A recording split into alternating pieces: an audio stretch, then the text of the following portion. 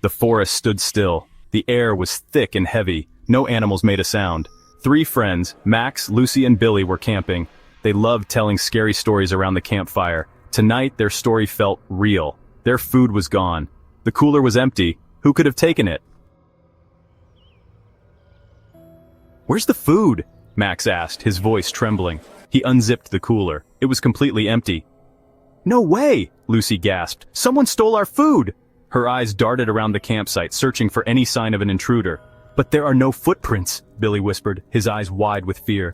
The ground around their campsite was undisturbed. It was as if the food had vanished into thin air. A shiver ran down their spines. They were alone in the woods, and something strange was happening. The friends searched for clues. They looked for footprints, but there were none. They listened for sounds, but the forest was eerily silent. "Do you hear that?" Lucy whispered, suddenly stopping in her tracks. A faint whispering sound seemed to be coming from the trees. "It's probably just the wind," Max said, trying to sound brave, but he couldn't shake the feeling that someone or something was watching them. The whispering grew louder. It seemed to be coming from all directions at once. The friends huddled together, their hearts pounding in their chests. "Look!" Billy shouted, pointing to the ground. There, in the soft earth, was a single footprint, but it wasn't human. The footprint was too big, too wide, and it had strange markings on the bottom, like nothing they had ever seen before. Fear gripped their hearts. What kind of creature could have made a footprint like that, and where had it gone? They followed the tracks deeper into the woods. The sun was setting, casting long, eerie shadows through the trees. The footprints led them to a small clearing. In the center of the clearing was a large oak tree, its branches twisted and gnarled. Hanging from one of the branches was a piece of fabric. It was familiar. It was Lucy's missing scarf. How did that get up there? Lucy wondered aloud, her voice trembling. She had no memory of leaving her scarf anywhere near the tree. As they got closer, they noticed something else. There were strange symbols carved into the trunk of the tree. The symbols seemed ancient, unknown. Section 6. The Search Party. They decided to head back to the campsite. They would tell their camp counselor about the missing food and the strange footprint. They ran back through the woods, their fear propelling them forward. But when they reached their campsite, they were met with another shock. A group of campers and counselors were gathered around their tent. They had formed a search party, worried about the missing children. "Where were you?" their counselor asked, her voice full of concern. "We were about to call the park ranger." Section 7. The Glowing Eyes. It was a chilly night in the dense forest, and the campfire crackled, sending sparks into the starry sky. The group of friends huddled closer, their faces illuminated by the dancing flames. They had been coming to this campsite for years, but tonight felt different, eerie even. The friends told the group about the missing food, the strange footprint, and the symbols on the tree. They had discovered these unsettling signs earlier in the day while exploring a new trail. The missing food was the first clue, but the footprint, large and unlike any animal they knew, had sent shivers down their spines. The symbols on the tree were the most disturbing. They were intricate, almost like ancient runes, carved deep into the bark. The friends had no idea what they meant, but they felt a sense of foreboding as they traced the lines with their fingers. But no one believed them. The other campers laughed it off, attributing the symbols to a prank by previous visitors. They dismissed the footprint as a bear's and the missing food as the work of raccoons.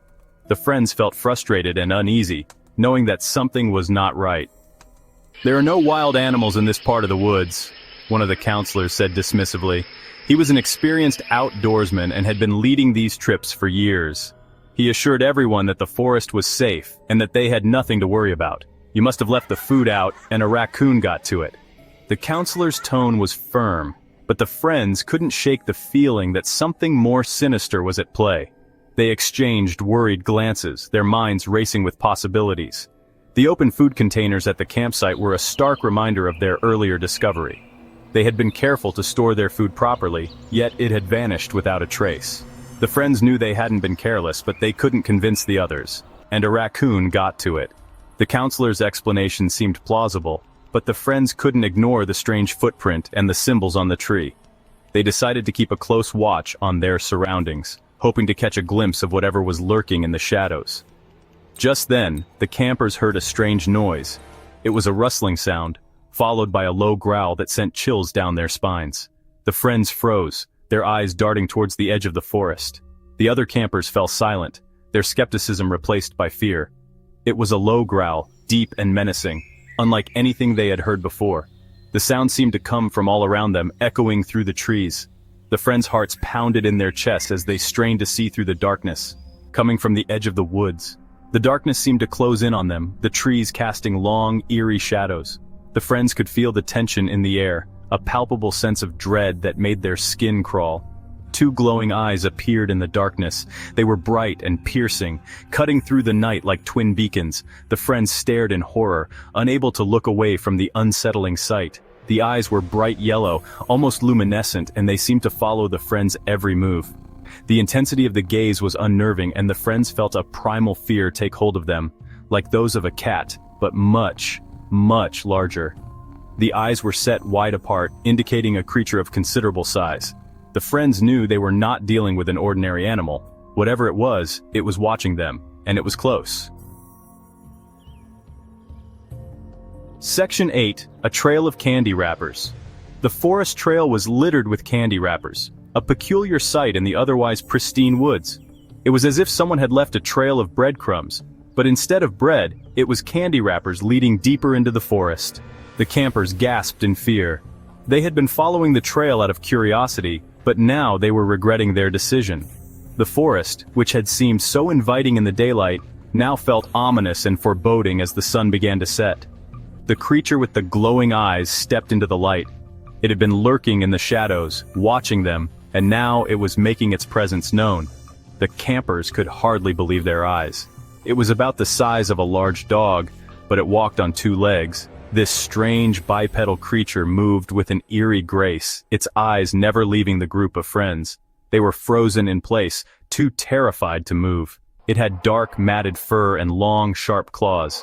The creature's appearance was both fascinating and terrifying. Its fur looked like it hadn't been groomed in years, and its claws were sharp enough to cut through flesh with ease. Its eyes glowed even brighter in the darkness. The glow was almost hypnotic, drawing the campers' attention and making it hard for them to look away. It was as if the creature's eyes held some kind of power over them. Then the creature did something unexpected.